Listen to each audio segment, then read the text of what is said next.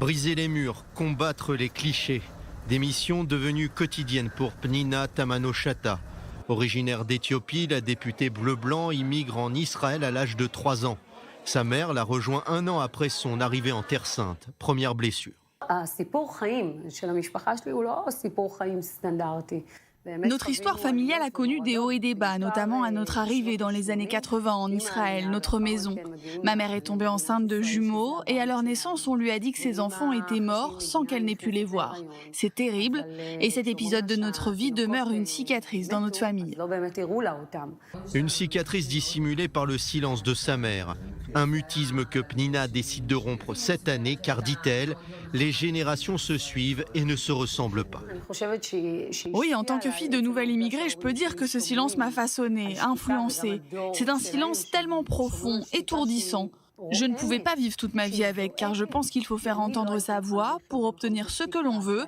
Je n'ai jamais voulu être une assistée et j'ai toujours voulu être considérée comme une Israélienne à part entière. Mais pour l'enfant de Begmeder en Éthiopie et de Pardes Rana en Israël, le chemin vers la normalité est parsemé d'obstacles.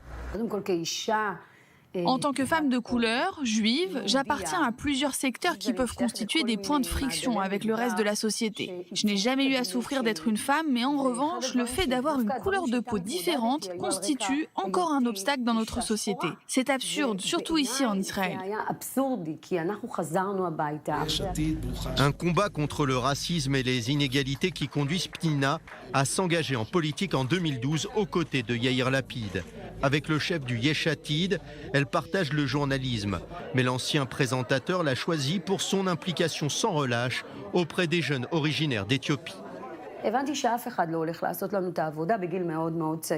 J'ai très vite compris que personne ne m'aiderait ici. Je me suis donc ouvert les portes toute seule. Mon parcours de vie m'a amenée à être journaliste et à être avocate car je voulais défendre ma famille, ma communauté. Il est clair que tout cela m'a aidée à rejoindre les rangs de la Knesset. Depuis 2013, Pnina Tamano-Shata défend la cause de la communauté éthiopienne. Elle initie la création de la commission Palmore après les émeutes survenues à Tel Aviv à l'été 2015.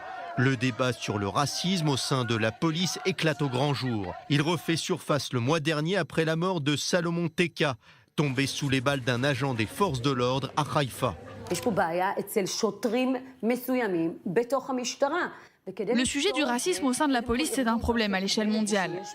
Le délit de faciès est aussi un problème à l'échelle internationale. Mais les autorités, le gouvernement refusent de le reconnaître. Mes enfants ont le droit de vivre comme chaque enfant du pays. C'est pour cela que je réclame de l'État et de la police la publication des caméras de surveillance dans l'affaire Teka. Car dans ce dossier, c'est du racisme, voire ici de l'antisémitisme.